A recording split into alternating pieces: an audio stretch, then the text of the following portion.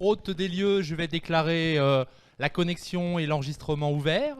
Nous sommes en tout cas sur une conférence enregistrée, donc vous passerez bien évidemment le mot à nos camarades étudiants informatiques du campus, du master, de l'IUT, de tous les étudiants de la place Blaisoise, que nous pourrons retrouver cet enregistrement de la soirée Loire-et-Cher Tech et Millefeuille. Et je vais donner la parole à Franck et Étienne pour ce mot d'introduction. Moi, je suis ravi de vous retrouver. Donc, Cédric Menendez, je suis l'hôte des lieux et je suis ravi qu'on puisse faire de la data à Blois parce que c'est quand même extrêmement important et je pense qu'on a quelques points forts pour le faire. À toi, président Loire-et-Cher Tech, je te laisse introduire et merci de nous avoir choisi pour cette conférence. Merci de nous accueillir. Bonsoir à toutes et à tous. Merci d'être présents si nombreux pour cette conférence liée au thème qui fait le fil rouge de l'année de Loire-et-Cher Tech, qui était le thème de la donnée, qui va bientôt voir son point d'orgue avec les événements de fin d'année qui sont le Startup Weekend et le Startup Teen. J'en profite pour dire qu'il reste quelques places pour d'éventuels participants qui souhaiteraient venir nous rejoindre. D'ailleurs, vous avez pu avoir les petits flyers à l'entrée. Sachez que les places sont offertes aux étudiants du campus pour ceux qui sont là. Et aux étudiants aussi de l'université, puisqu'on a des partenariats avec les établissements d'enseignement supérieur de Blois à ce sujet. Voilà, donc je ne vais pas faire plus long puisqu'on a déjà pas mal de choses qui viennent derrière sur la présentation, et je vais laisser nos partenaires et amis de Millefeuille aussi dire un petit mot, puisque cette conférence est co-organisée par nos deux associations. Merci beaucoup. Merci Franck. Bonsoir à tous. Donc Étienne Pouvreau, moi je suis président de Millefeuille, qui est une association du Loir-et-Cher, qui regroupe des professionnels de la communication au sens vraiment très large. Donc c'est pas que des web designers, graphistes, il y a aussi des photographes, attachés de presse, illustrateurs, imprimeurs, enfin vraiment la communication au sens très large. Et on se regroupe une fois par mois pour faire un after-work, une conférence avec un apport de contenu, de matière, un échange aussi pour développer le réseau, mais aussi à passer un bon moment entre nous. Parce que bien souvent, on est souvent des indépendants, donc ça fait du bien d'avoir du monde. Donc voilà, ça permet de développer un réseau local. Et du coup, dans le thème de nos soirées, chaque soirée a un thème, et celle-ci me semblait pas mal de la faire avec Loire-et-Cher Tech, autour de la data visualisation, puisque c'est un domaine qui est vraiment transversal, vous allez voir.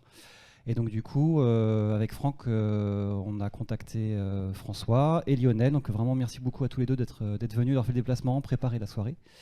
Et vous allez voir ce qu'ils vont vous apprendre, vous informer, voilà, tout ce qu'ils vont pouvoir vous dire, ça va être vraiment passionnant. Moi j'ai eu un petit aperçu, c'est vraiment très chouette. Donc bonne soirée à vous tous, merci d'être venus. Et puis on peut rediscuter après la soirée. Après la soirée où on aura un petit pot qui nous attendra après la présentation. Voilà, merci beaucoup. On va laisser la parole à François qui commence. Voilà, merci François. Merci beaucoup. Merci Franck et merci Étienne. Alors, comme il disait, moi je m'appelle François Prosper. Je suis le cofondateur d'une agence parisienne qui s'appelle We Do Data et qui depuis 10 ans fait de la visualisation de données. C'est notre métier depuis 10 ans au sein de We Do Data, mais on travaille cette matière-là depuis bientôt 20 ans dans des services infographie, dans des journaux, dans des médias, dans des agences qui travaillent aussi pour des médias. Il y a une dizaine d'années, on a confondé cette société pour se développer un peu plus. Ça marche plutôt pas mal. On arrive à faire parler les datas du mieux qu'on peut tous les jours. Et donc, je vais vous raconter un petit peu ce qu'on fait et d'où on vient. Alors, première chose qu'on va regarder, c'est qu'est-ce que la visualisation de données. Je pense que c'est important parce qu'il y a beaucoup de choses différentes qu'on peut mettre derrière ce terme-là. Et pour commencer, le mieux, ça serait peut-être de faire un petit jeu ensemble, si vous êtes d'accord. Je vais vous passer des images et vous allez me dire, en levant la main, si oui, vous pensez que c'est de la visualisation de données, ou vous restez la main près du corps si vous pensez que ça ne l'est pas. Alors, on y est confronté tout le temps, dans plein de contextes différents, et parfois on ne sait pas forcément que c'est de l'infographie, que c'est de la visualisation. On va donc faire ce petit jeu-là ensemble. Alors, première image, qu'est-ce que vous en pensez? Est-ce que c'est pour vous de la visualisation de données, oui ou non? Est-ce que vous pouvez lever la main si vous pensez que ça l'est? Soyez pas timide. Je vous ai vraiment mis une image facile pour commencer. Là, on est clairement dans de l'infographie. Est-ce que celle-là vous paraît aussi rentrer dans ce cadre-là?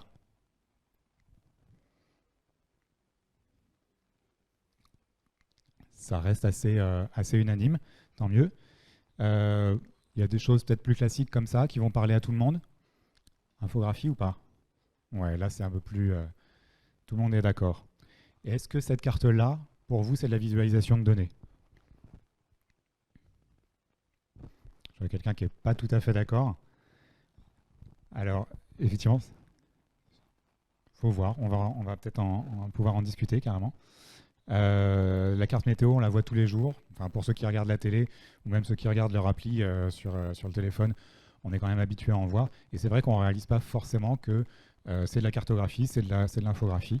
C'est une carte isotone, ça s'appelle comme ça, où on retrouve les tendances de température symbolisées par de la couleur et puis des indications chiffrées pour donner les températures, mais aussi un code couleur pour montrer les températures les plus hautes, 37 en l'occurrence, et les plus basses, 21 sur la Bretagne. J'adore faire ce petit métier de présentateur météo, finalement.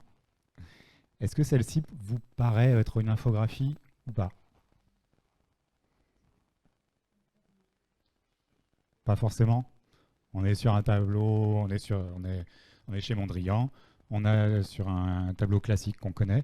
Ce tableau, il s'appelle New York City, j'ai vérifié. Il a été fait dans l'esprit de représenter aussi le graphisme du plan de New York vu d'en haut, avec ces fameuses lignes et ces fameux blocs qui se dessinent sur la ville de New York. Donc on est quand même dans une sorte de plan, un plan esthétisé, mais un plan quand même. Après, est-ce que le but c'est forcément d'informer? Pas forcément. Et est-ce que ce plan-là, pour vous, c'est de la visualisation de données aussi? Là, on y est aussi. On remarque aussi qu'il y a d'autres éléments qui sont de l'ordre de la visualisation. Donc ça aussi, c'est des choses qu'on voit tous les jours, qu'on utilise au quotidien, dont on ne se rend pas forcément compte que c'est aussi de la visualisation, ça participe de l'infographie et de cette méthode de communication. Troisième élément, est-ce que là, pour vous, vous êtes dans l'infographie?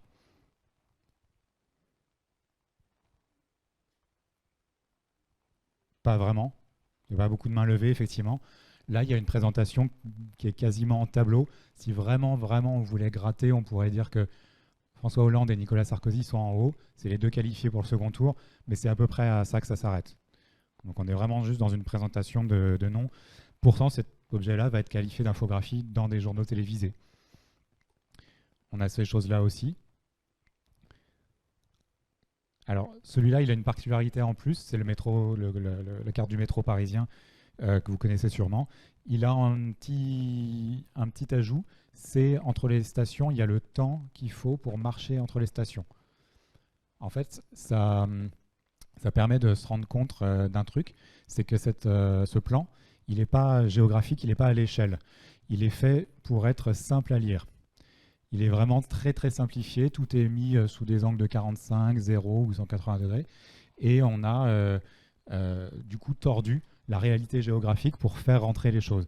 Donc le parti pris de la personne qui a rajouté les petits chiffres, ça a été un truc qui a été fait il y a quelques années par un indépendant, c'était de dire vous n'êtes pas obligé de prendre le métro, vous pouvez aussi descendre à une station qui est proche, qui n'est pas forcément sur la même ligne, et puis marcher jusque là-bas. Et c'est vrai que ce n'est pas une démarche qu'on a forcément quand on arrive à Paris, on a peur de se paumer, on a peur que les stations soient un peu loin des autres, loin les unes des autres quand on les regarde sur ce genre de plan. Or, il y a vraiment de très grosses différences. Entre Sèvres-Babylone et la rue du Bac, il y a 7 minutes. Entre Solferino et l'Assemblée nationale, il y en a juste 3. Donc c'est intéressant aussi de voir un petit peu comment ça fait ressortir en fait, cette manipulation de la géographie d'une certaine manière. Est-ce que là, vous êtes dans l'infographie? Je vois intimide, c'est bien. Pour moi, on est dans l'infographie aussi. C'est un genre qu'on appelle l'infographie didactique, qui essaie d'expliquer, souvent on dit le comment ça marche. Comment ça marche de monter son étagère Billy. Comment ça marche un volcan en activité. Comment ça marche un tremblement de terre. On fait des schémas, on représente des choses physiques, que ce soit des objets du mobilier ou des objets naturels, pour essayer de détailler la façon dont ça fonctionne. Est-ce que là, on est aussi dans de l'infographie à votre sens? Alors là, on est dans un objet qui a été fait par un service infographie pour être publié dans un journal. Normalement, on devrait être dans de l'infographie. Là, je vois finalement presque juste un tableau. À part peut-être des lignes, je ne vois pas en quoi ça se différencie trop d'un texte classique. L'information est quand même rangée. Il y a un petit code couleur pour s'y retrouver. On est aussi là un peu dans de l'effort minimum, peut-être à comparer avec les résultats de la présidentielle qu'on a vu tout à l'heure. Ce genre de choses qu'on peut retrouver aussi dans des catalogues. Ça, c'est des évaluations que la FNAC faisait il y a quelques années. Quand ils sortaient un catalogue d'appareils photo, ils avaient un petit schéma pour évaluer et se rendre compte en fait en un coup d'œil des avantages, des inconvénients de tel ou tel appareil. Là, ses points forts et ses points faibles. Ce genre de choses-là aussi, est-ce que pour vous, on est du ressort de l'infographie? On a un code couleur, on a une information visuelle et proportionnelle. Là, finalement, il y a deux éléments. Je ne vous simplifie pas trop la tâche. Mais là-dessus, on a aussi un crescendo de forme. Est-ce que là, on est aussi dans de l'infographie?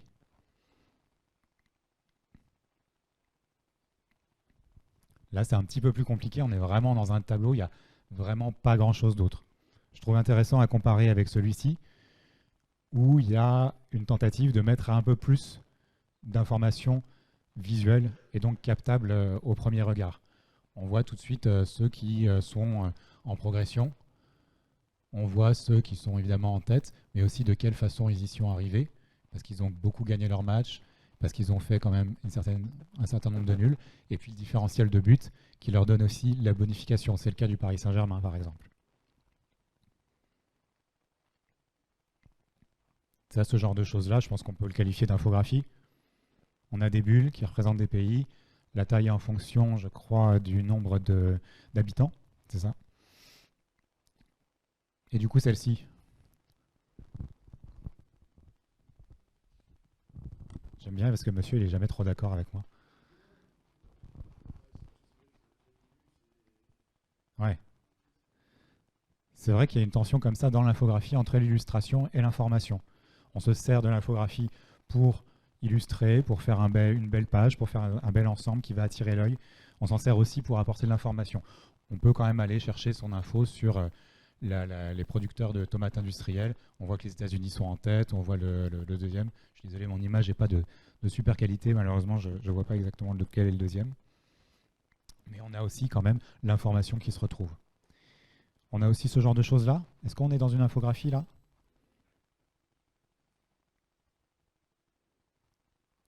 On a finalement quelque chose qui donne une information. Les gens préfèrent Justin Timberlake, en tout cas dans ce quartier-là. Et cette façon de faire de l'infographie collaborative peut être intéressante aussi à développer. Ça, ce truc-là a eu beaucoup de succès. En France, il y a plein de villes qui se sont mis à poser des trucs comme ça, avec des questions plus ou moins réussies. Et ce truc-là, infographie ou pas? J'aime bien celui-là au fond aussi parce qu'il est toujours d'accord avec moi. Effectivement, il y a une présentation d'informations visuelles. On est dans un code. On a appris ce code quand on a fait, même à l'école, on l'a appris. Feu rouge, feu vert et puis le feu orange entre les deux. Et ce code visuel-là, on a à peine besoin de le lire. On n'a pas besoin de l'écrire, évidemment. On n'a presque pas besoin de le regarder. On le saisit immédiatement. À la fois à cause des couleurs et aussi la position des feux. Donc ce travail-là de présenter de l'information visuelle, vous pouvez passer ou vous ne pouvez pas passer à cette intersection, à mon sens, tire un peu vers de l'infographie. Alors du coup, qu'est-ce que c'est que l'infographie? Il n'y a pas vraiment de définition arrêtée pour tout le monde. Ça recouvre plein de genres possibles. Ça peut être des cartes, des schémas, des graphiques, des dessins. Ça peut être plat ou en relief, des photos faites à la main. En fait, il n'y a pas d'objet technologique qu'on peut qualifier d'infographie. L'infographie, c'est une représentation de graphiques, de phénomènes et ou de données. C'est une mise en page, c'est une mise en image et une traduction visuelle de chiffres et de concepts. Ça, c'est la définition à laquelle moi je m'attache. Après, chacun peut avoir la sienne. Mais on est quand même sur une présentation visuelle de l'information plutôt qu'en texte.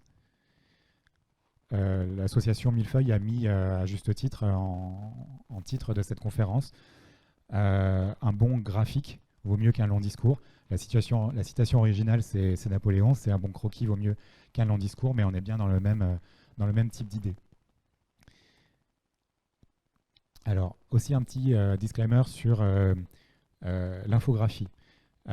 Franck, la première fois qu'on s'est parlé, me disait mais est-ce que finalement la visualisation de données, c'est pas un terme un peu fancy pour de l'infographie? Effectivement, c'est un terme plus neuf que l'infographie. L'infographie, c'est un terme qui a été créé dans les années 80, qui est hérité d'un mot américain qui a été créé, infographics, et qui est un mot valise comme on adorait faire à l'époque, information graphics. Le problème, c'est que y a d'autres gens à la même époque à peu près qui se sont appropriés le terme pour parler de graphisme avec de l'informatique. Du coup, ce truc-là était souvent confondu avec du graphisme assisté par ordinateur, de la PAO, de la création d'objets 3D. Moi, quand j'ai commencé à bosser dans les années 2000, je disais que j'étais infographiste et puis les gens me disaient super, est-ce que tu as fait un dinosaure dans Jurassic Park que j'ai pu voir, ou alors peut-être une animation en 3D que tu pourrais me montrer? Et évidemment, moi, ce n'était pas du tout mon métier. Du coup, il y a une espèce de rejet qui s'est créé dans ces années-là de ce terme pour aller chercher plutôt la data visualisation. C'est les data journalistes en fait qui ont mis l'infographie de presse de nouveau à la mode. Et pour se distinguer de ce qui se faisait avant, on le verra tout à l'heure dans un petit historique que je vous ai préparé, a inventé le terme de data visualisation ou visualisation de données. Pour eux, ça leur permettait de bien décrire ce qu'ils faisaient et de communiquer peut-être mieux avec les collègues qui n'étaient pas forcément au fait de toutes les choses que je viens de vous raconter, ou même du graphisme en général. Et c'est dans ces années-là que la discipline commence à être reconnue à part entière du fait de cette distinction-là. Il y a aussi plein de manières d'appeler le métier. Alors effectivement, infographie, il y a les infographistes. Il y a des data designers, graphistes d'information. Moi, j'aime bien parce que je suis un graphiste et puis je traite particulièrement l'information. Je suis pas un très bon, par exemple, je suis pas un très bon graphiste de communication. Je suis vraiment un piètre dessinateur de logos. Ce genre de choses-là, moi, je ne connais pas. Par contre, quand il est question d'information, je m'en sors, je pense, assez bien. Il y a aussi des cartographes qui font de l'infographie, des data journalistes, des journalistes qui se préoccupent de visualisation de données, des journalistes visuels qui sont un petit peu plus poussés dans la pratique de l'image et du graphisme. Donc voilà, ça recoupe quand même pas mal de choses. Au fond, le but de la manœuvre de tout ça, c'est de collecter de l'information. C'est pour ça que je vous remets ce petit schéma qu'on a vu en entrée. On collecte l'information, on la range, c'est-à-dire qu'on la vérifie, on l'analyse, on essaie de voir dans quel genre d'informations on peut tirer de ces données, et on présente cette information-là. La particularité aussi de mon métier, c'est que c'est quasiment toujours avec des moyens numériques à la fin. Pourquoi? Parce que ça permet de faire des données structurées, c'est-à-dire des informations qu'on peut ranger, typiquement dans un tableur, et qu'on peut ranger, filtrer, traiter pour les analyser, pour en ressortir en fait les faits saillants. Alors je vous ai préparé un petit retour sur l'histoire de l'infographie, sur l'histoire de la visualisation de données. On peut considérer qu'elle est très ancienne. En général, quand je cite un truc assez ancien, il y a toujours quelqu'un qui me dit « ouais, mais il y a un autre exemple encore plus ancien ». Alors du coup, je suis revenu vraiment au tout début. Les premières choses qu'on peut qualifier d'écriture qu'on voit en Mésopotamie vers 3000 avant Jésus-Christ, c'est Sumérien qui l'invente. C'est ces tablettes d'argile qui sont cuites ou pas et qui leur permettent de faire des sortes de contrats. Ils donnent cette tablette-là, ils ont symbolisé de quel genre de marchandises ils ont avec eux. Ils ont fait des petits trous en fonction du nombre de marchandises qu'ils ont par type de marchandises. En fait, ils traduisent sous forme graphique des données, des idées. J'ai un paquet de blé, j'ai un paquet d'orge. j'ai 2 paquets de sureau. C'est un petit peu un début d'une infographie en fait. Ensuite, l'essor véritablement de ce truc-là, il va se retrouver au 19e siècle. Le 19e siècle, c'est le contexte de révolution industrielle.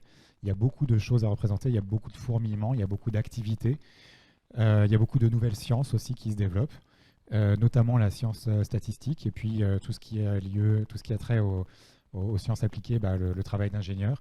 Et il y a une volonté de ranger le monde, de rationaliser, de mieux le comprendre. Ça commence au XVIIIe siècle, par exemple, avec les encyclopédies de Diderot et d'Alembert, et ça se prolonge de manière appliquée dans plein de champs de la société. Les premiers qui vont faire des infographies, je vous en présenter quelques-uns, évidemment il y en a plein d'autres, mais ceux-là ont inventé des formes importantes. William Playfair, par exemple, est un statisticien écossais dont on a conservé une quarantaine de représentations graphiques. C'est le premier qui va dessiner des histogrammes. Donc les histogrammes, c'est des barres, les mises les unes à côté des autres. Les barres sont plus ou moins longues en fonction d'une donnée. Ça a l'air de rien comme ça, nous on est très habitués à voir ce truc-là. On en a tous un dans la poche avec la barre de progression de notre batterie de téléphone, par exemple. Mais à l'époque, c'était pas forcément quelque chose de très évident. Et cet homme-là, c'est le premier dont on retrouve des exemples de ce genre de choses. Il invente aussi les camemberts et les courbes qu'on verra plus tard. Voilà des exemples de choses qu'il pouvait faire. Donc, vous voyez, on était quand même dans de la recherche et des inventions. On était très loin de ce qu'on voit aujourd'hui dans les journaux auxquels on est habitué. Donc, il y avait beaucoup de recherche et développement, entre guillemets, là-dedans. Un autre qui a inventé un truc important, c'est Charles Dupin, qui a inventé la première carte choroplète. Donc choroplète, c'est des éléments de la carte qui vont être représentés de différentes couleurs, en général du plus clair au plus sombre, pour représenter une donnée. Donc là, il s'agit de la carte de l'instruction populaire de la France. Donc on voit comme ça d'un coup d'œil que l'instruction, il y en avait pas mal en Auvergne, en Bretagne, et puis entre Blois et Tours. Donc félicitations, vous êtes vraiment au bon endroit pour parler d'infographie. Un très important et puis assez cher au cœur de tous les infographistes du monde, c'est Charles-Joseph Minard. Lui, c'est un ingénieur français, donc génie civil, ponts et chaussées, compagnie. Donc vraiment une tête plutôt science dure. Il est aussi passionné de cartographie et de représentation graphique. Et il va, pendant toute sa retraite, écrire des livres pour représenter visuellement, en représentant visuellement un maximum d'informations sur les choses qui le passionnent. Il va faire notamment cette carte-là, la carte des pertes en hommes de l'armée française dans la campagne de Russie. Donc ça, c'est une représentation de la retraite de Russie, enfin en tout cas de la campagne de Russie napoléonienne et de la retraite. On va passer un petit peu de temps dessus parce qu'elle est assez intéressante. Donc, si vous vous souvenez un peu de vos cours d'histoire, la campagne de Russie, c'est Napoléon qui veut envahir entièrement l'Europe et notamment qui veut s'attaquer à Moscou, qui est quand même un gros morceau. Il va monter une armée au printemps qui va faire tout le chemin jusque là-bas, qui va participer à une grande bataille, qui ne va pas très bien se passer pour eux, et ensuite qui va revenir jusqu'en France pendant le célèbre épisode de la retraite de Russie, qui s'est très mal passé, et on va le voir ensemble. Donc c'est ça que Charles-Joseph Minard a représenté. Il a représenté sous forme de traits plus ou moins gros le nombre de soldats qui vont partir. Donc on va les suivre. Ils partent de cet endroit-là qui se trouve au nord de l'Europe de l'Est, qui s'appelle Connard, ou Kaunas, ou Kaunas, je ne sais plus comment ça se prononce. Kaunas. Et du coup,